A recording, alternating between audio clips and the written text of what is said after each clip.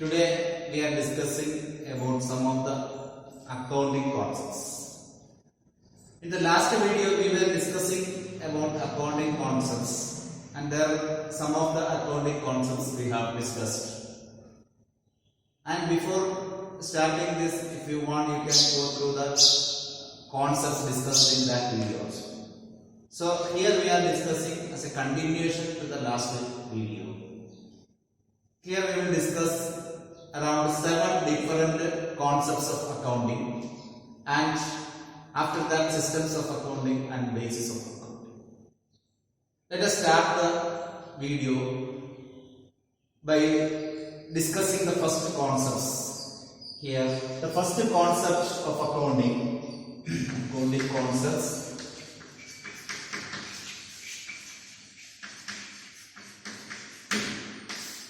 In fact, the first one we are discussing today,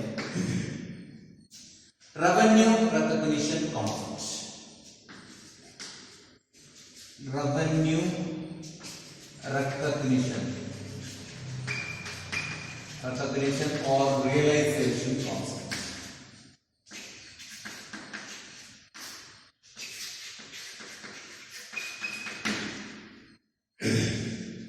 Here this concept discloses or states that when the revenue can be considered as earned.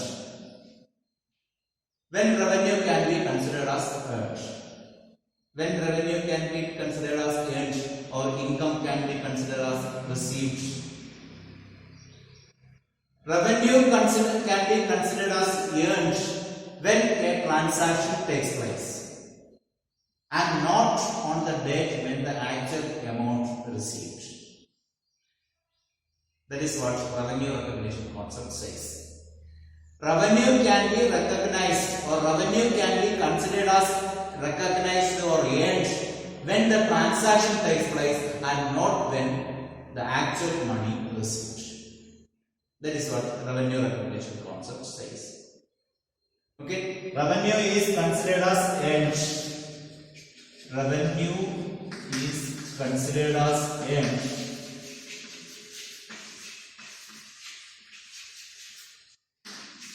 when the transaction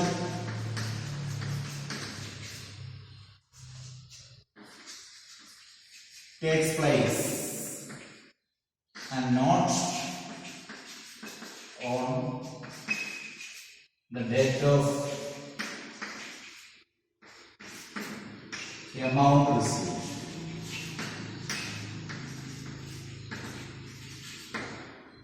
Okay, for example, this can be explained with the help of a transaction.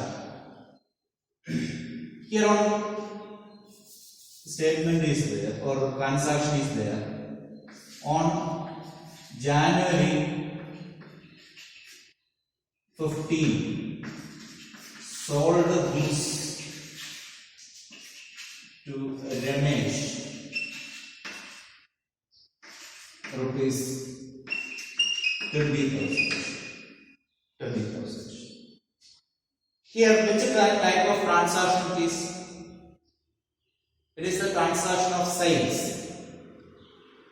Okay, that is clear. Whether it is a cash transaction or credit transaction? Yes, of course, it is a credit transaction. How it can be identified? Because the name of the person is there to whom the goods are sold, and the word cash is not mentioned. So it is a credit transaction when it has taken place January 15. And suppose this amount has received on January 25. January 25, Ramesh given the money for that.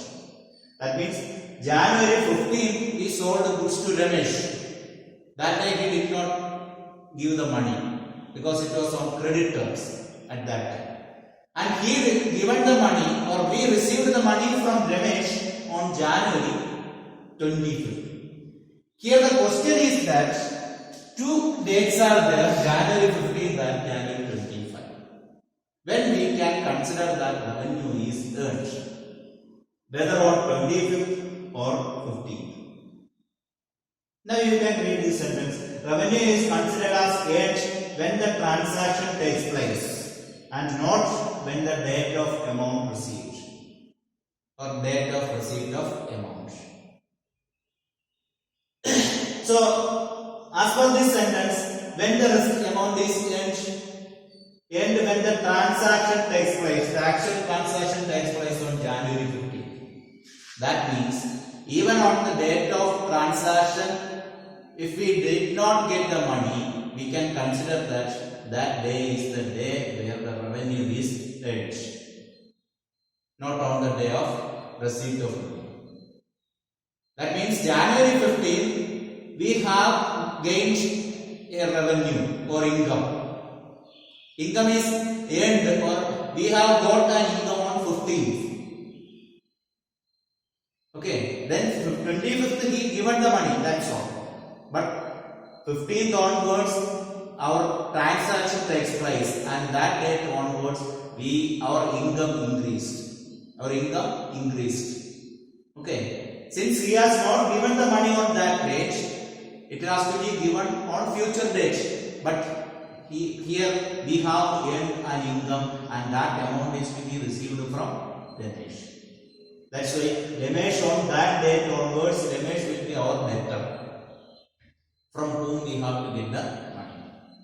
So the actual transaction when it takes place, that day will be considered as the date of receipt of or date of increase or realization of income.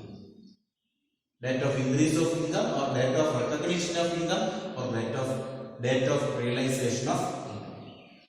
Is it clear? So revenue recognition concept says that the revenue is considered as earned on the date when the transaction takes place and not on the date when the amount is actually received. Okay? Then let us see the next one. Matching concepts. Matching concepts.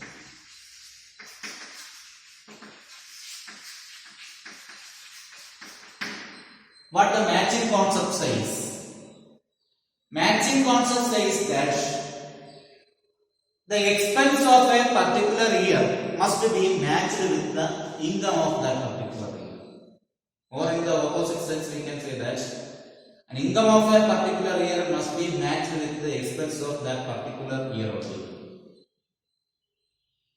Okay? Income of a particular year must be matched with the expense of that particular year only.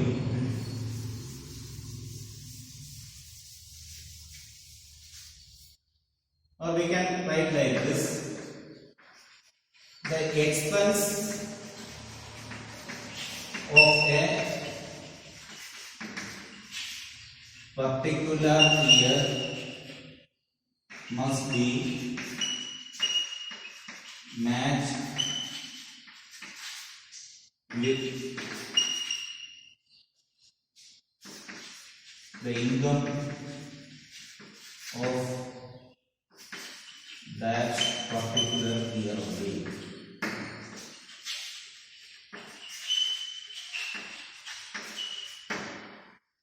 That's what matching concept says.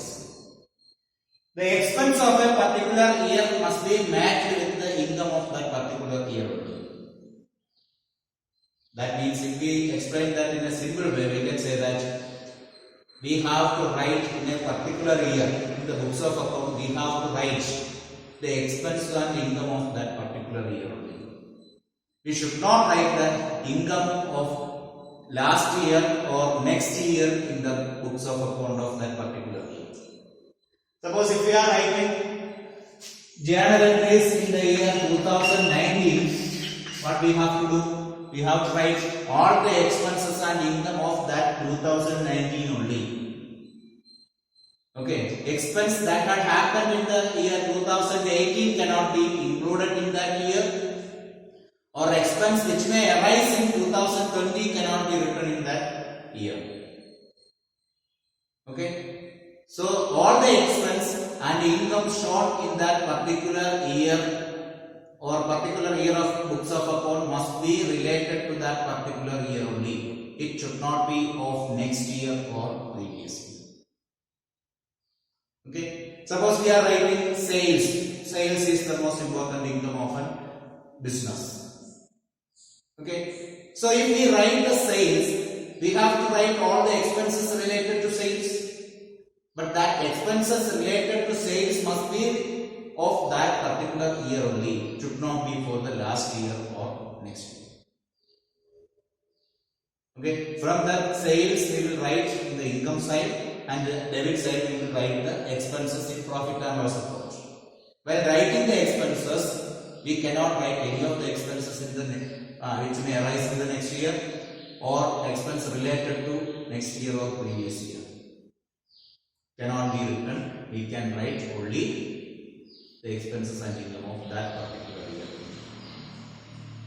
Okay, that's what matching concept says. Then let us see the next one, full disclosure concept.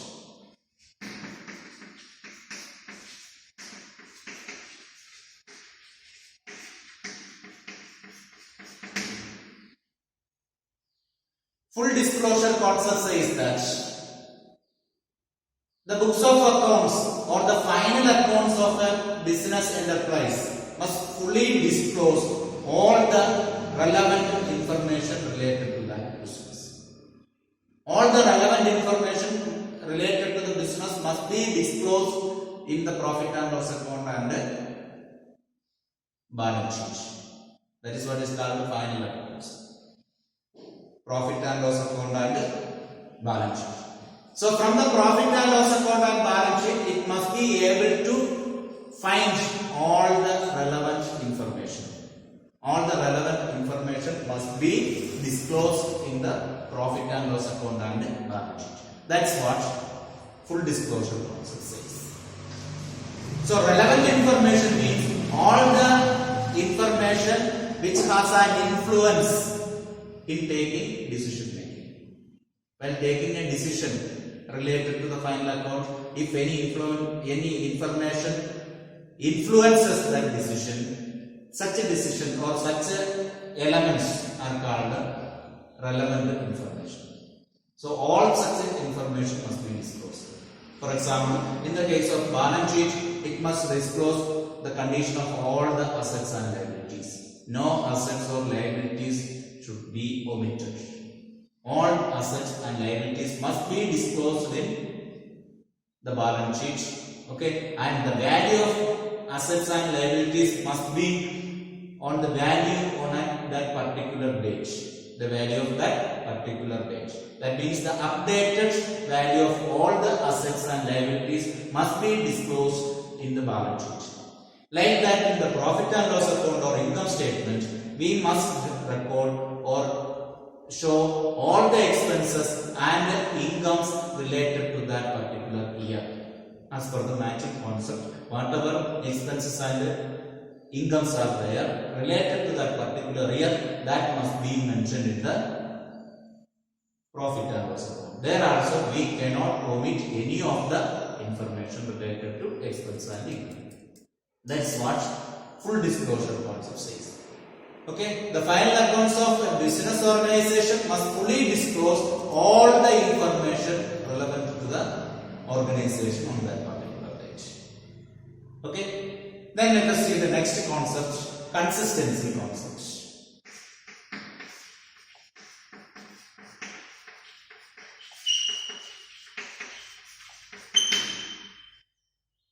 See, what is this consistency concept says that? Consistency concept says that all the methods or principles followed in maintaining the books of account must be stable.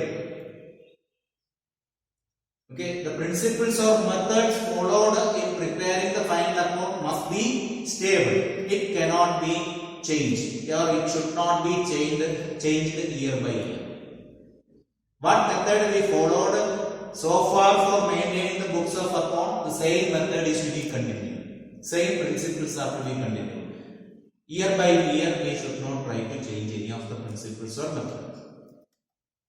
For example, we have studied that assets are the things, or assets are the properties used by the business organization for a long period of time. So these assets, when we use in the business every year, its value will decrease. Due to the continuous usage, the value will decrease.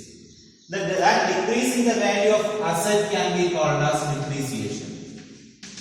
Decrease in the value of asset. That may be due to continuous usage, that is wear and tear in use, or passage of time. So every year we will write off certain amount from the value of asset by considering that much value of asset is decreased. So in order to calculate this depreciation, there are various methods. Fixed installment method is there, diminishing balance method is there, annuity method is there, sinking fund method is there, like that various methods are there. So while calculating depreciation, suppose in 1 year we have used the fixed installment method. Fixed installment method is used. Fixed installment method. If that method we are using, the same method should be continued year by year. Otherwise, what will happen? If method, suppose first year we have used the fixed installment method, and second year we are using reducing installment method. These are two methods we will discuss in the coming chapters. So that time we will discuss what is fixed installment and what is reducing installment and all. So here what we have to understand is that depreciation charged under fixed installment method will not be same in the case of reducing installment method. That means the answer of fixed depreciation or the amount of depreciation in both the method will be different. Okay. So in that case, if 1 year if we are using fixed installment method and next year if we are using reducing installment method, the amount will be different in different years. In that case, can we compare the financial position of both the years? Suppose we have to compare financial position with financial position of 1 year with the financial position of the previous year, or financial position of one business organization with the financial position of other business organization.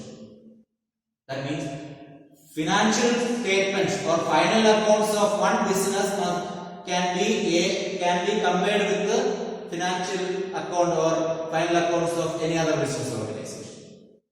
Like that, final accounts of 1 year can be compared with the final accounts of the previous year. So if the depreciation is different in different years, will we get an accurate comparison or accurate amount in both the year? So accurate comparison is not possible since the depreciation, that means that expense changes because of the change in methods. So in order to avoid such problems and to make a meaningful comparison, we must follow same principles every year. Same principles and methods will be followed every year. Same thing will be done in the case of calculating provision for depreciation, provision for discount on debtors, provision for bad debts, such a type of things. Which method or which policy we follow, the same policy must be continued. Every year should not change the method or policy or rules. That is what consistency concept says. We should be consistent in maintaining the books of accounts. What is the purpose of maintaining consistency? In order to enable comparison, in order to make possible the comparison of different financial position of different years or financial statement of different years. So consistency is very important. Then next we are going to see conservatism concepts. Conservatism concepts.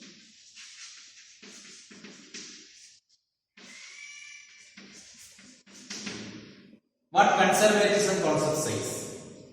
Conservatism concept says that conservatism concept we can otherwise call it as prudence concept. Prudence concept.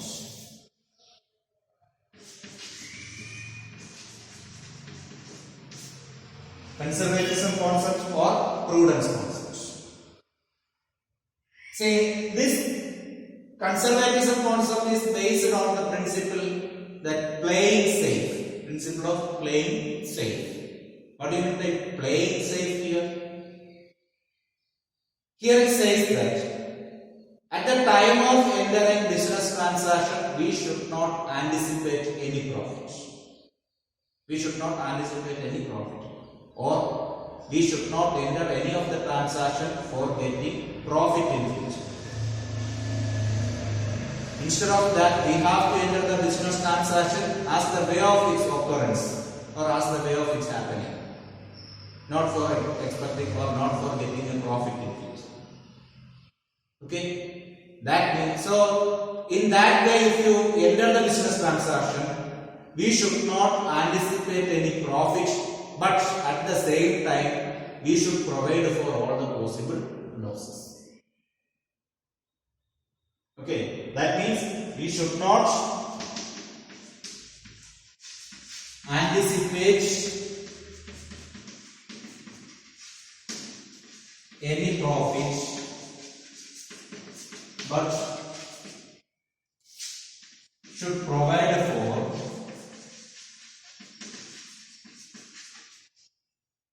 all the possible losses.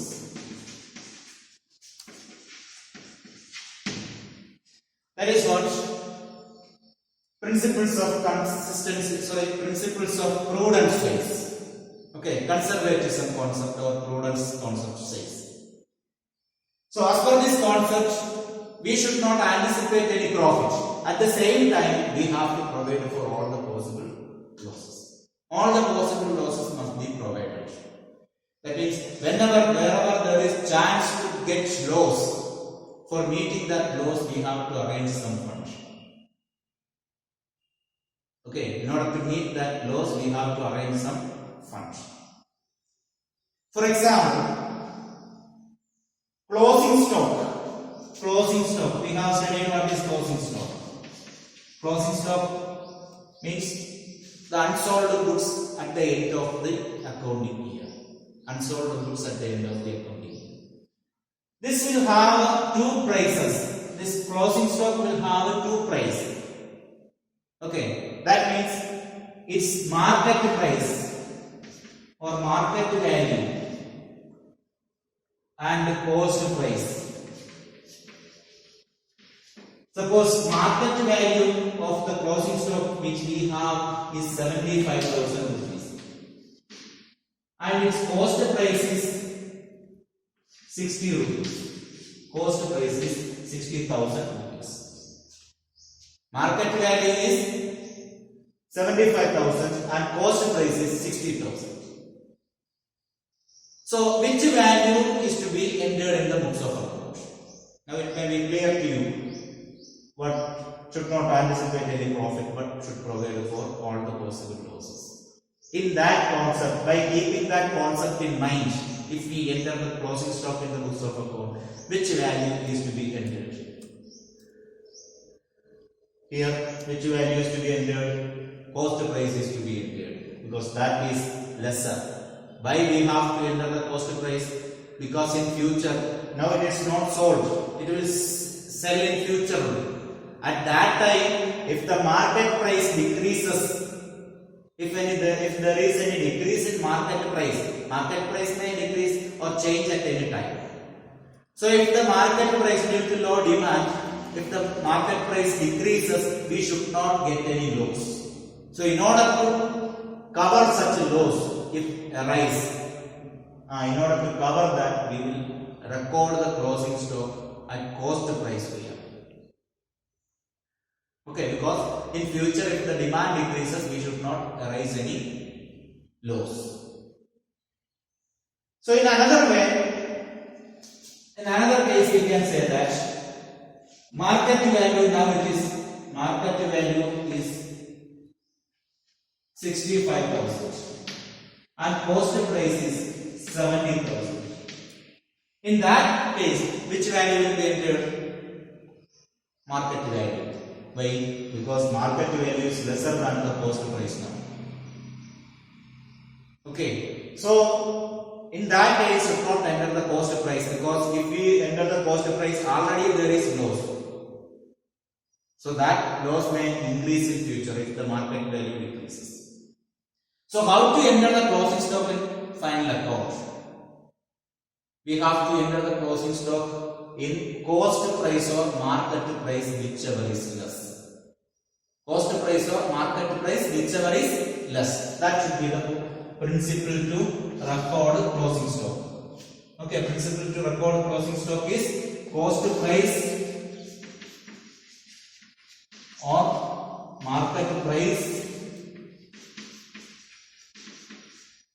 whichever is less. That will be entered. Cost price or market price, whichever is less, will be entered. In the first case, cost price will be recorded, and in the second case, market price will be recorded. That is due to the conservatism concept or prudence concept. Okay. Next, we are going to discuss materiality concept. Materiality concept. So the next one, that means sixth one, materiality concepts. What this materiality concept says? Materiality concept says that all the material facts must be recorded in the books of accounts. Earlier in full disclosure concept we have told that financial accounts must fully disclose all the information related to the business. Here it says that all information should be material facts. All the material facts must be recorded in the books of accounts. Okay, materiality concept says that all the material facts must be recorded in the books of accounts. Then a question may arise that what is material and what is immaterial? If all the material facts are to be recorded in the books of account, means immaterial or things which are immaterial in nature can be avoided. So what is material and what is immaterial? Material things are those things which affects the decision of the users of accounting information. Okay, if an item influences the decision of, or if an item influences the decision making process, such item can be called as material fact. For example, in business we have to mention, or we should not avoid the value of building to record. We should record the value of all the assets like building, plant and machinery, furniture, on all those things. And those assets are to be mentioned in its current value only. After deducting the depreciation, how much is the value at that date, that must be mentioned. Okay, all the furniture, then furniture, computer, vehicle, all the assets must be mentioned. But we can avoid certain items like how much paper we have. Suppose white paper, stationery will be used in the business, in the office. How much paper we have, that can be avoided because that will be of small amount. So which are not material in nature. How many pens are available in the office? The value of all the pens, or the value of all the erasers. So those things are of meager amount or negligible amount. So we can avoid such things. That means those things will not affect the decision making process. That will not influence the decisions of the management. So those things are immaterial in nature, can be avoided. But all the information which are material or which may influence the decision making process must be mentioned. That is what this materiality concept says. And the last concept is Objectivity Concepts.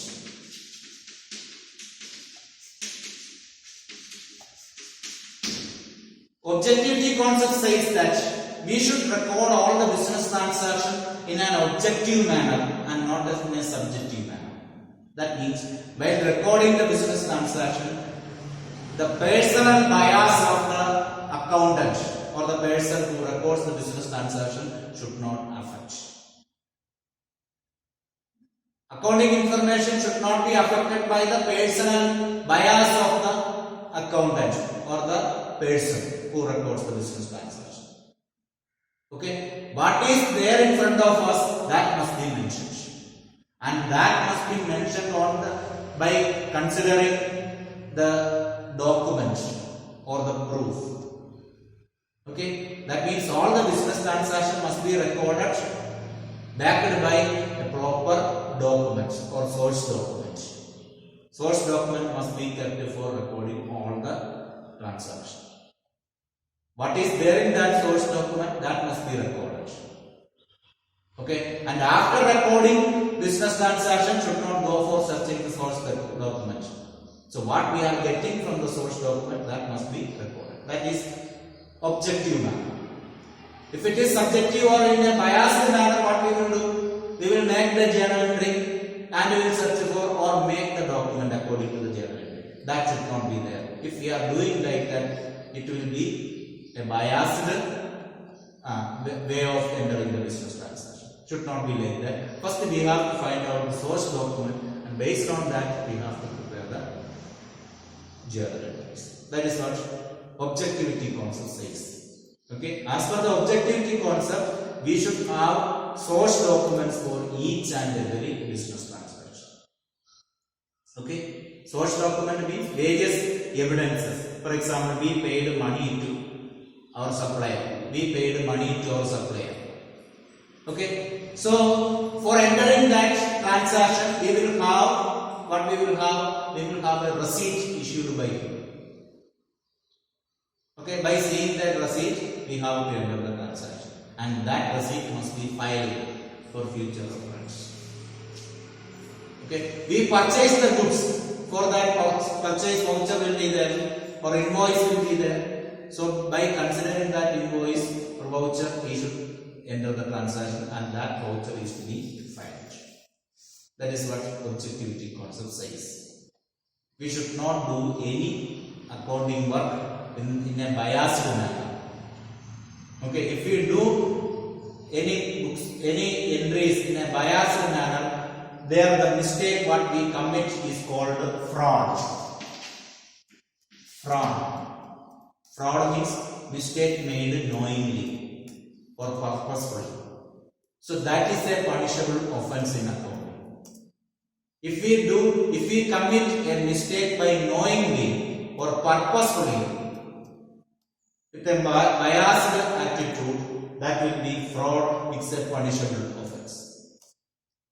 Okay, and on the other way, sometimes we may have some mistake. Mistake will be there. That mistake can be called as errors. These errors are the mistakes made unknowingly. Such a mistake made unknowingly is called errors. If we commit any errors, there may not be any legal proceedings. Okay, but if we commit any fraud, it's a punishable offense. Errors may not be a punishable offense. Okay, so in order to avoid fraud, we should record all the business transactions in an objective manner. Okay, now we are going to see two concepts, two other terms which are systems of accounting and basis of accounting. Systems of accounting.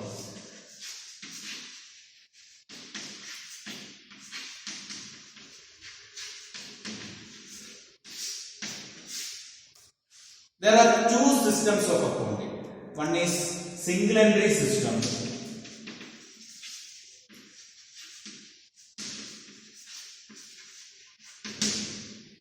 then double entry system.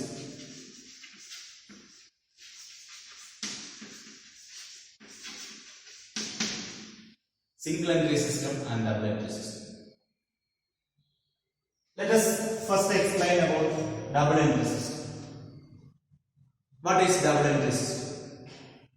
We have studied in dual aspect concepts that each transaction has two aspects, a receiving aspect and a giving aspect, or a debit aspect and a credit aspect. By recording the business transaction by taking both the aspects of a transaction can be called as double entry system. Okay. Recording business transaction by taking both the aspects of each transaction can be called as double entry system. Okay. In that system, suppose we sold the goods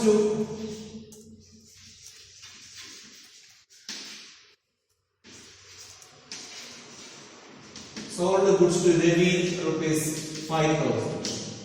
As per this double entry system, we will consider both the aspects. That means sold goods, we can call it as sales, and the next aspect is Ravi. Cash cannot be written because it is credit transaction. So both the aspects will be considered here. Which are the both aspects? Ravi and sales. That means we will write this transaction as Ravi debtor to sales. In this manner, we will record the transaction. The way of recording these things we will study later. Okay. So anyway, we will record by taking both the aspects here, Ravi and sales. In single entry concept or single entry system, as the name indicates, we will take only one aspect of the transaction. For example, in your neighboring shops, retail shops will be there. So there, what they will do, if some amount, some goods are sold to you and you did not give the money, what they will write? They will open a page in your name. Okay, suppose in Ravi's, they will open a page in his book in the name of Ravi, and there he will write on the date. Suppose it is happened on 15th February 2019. How much he has to pay? 5,000. Then next, again on 20th he came and purchased another thing. So that cost 7,000 rupees. And 25th he came and given money. 25th February he came and given money. So before that, what he will do? He will total the amount. And on that day he came and given 10,000 rupees. So remaining 2,000 will be written here. Okay. Then after that, next what he will do? Whenever he purchase next, he will write that amount. So here only one aspect is mentioned, Ravi's aspect. Okay, so the way of maintaining books of account in such a manner can be called as single entry system. That means single entry system can be in any way, but except by taking two aspects. Okay, in such a system, normally cash account and personal accounts will be prepared. Cash account and personal accounts will be prepared. This can be called as a personal account because the account named in that person. That and all in detail we will study later. So anyway, single entry system is the system where only one aspect of a transaction will be recorded, and double entry system is the system where dual aspect of transaction will be recorded. Then next topic is basis of accounting.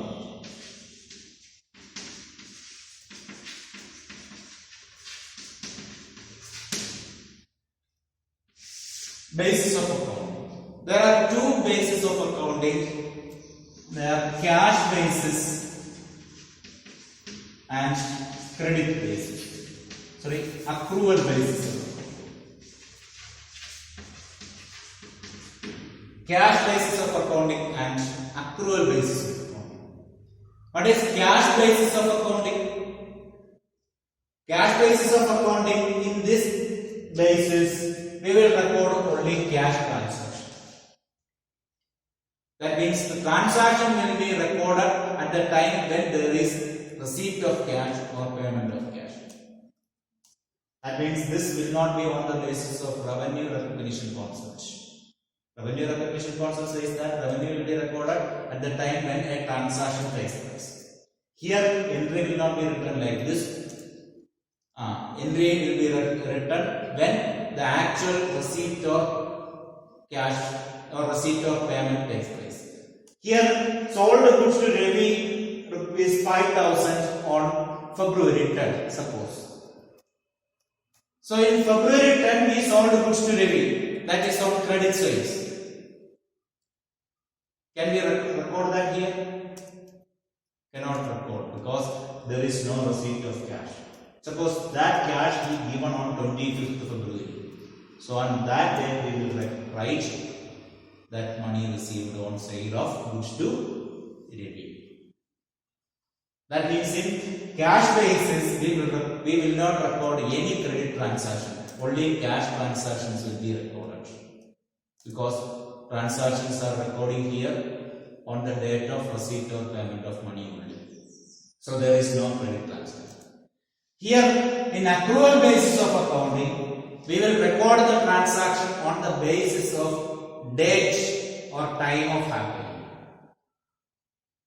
In the order of its happening, we will record all the transactions. So in that case, on 10th we will write that sold goods to Ravi on credit. And on 25th we will write that money received from Ravi.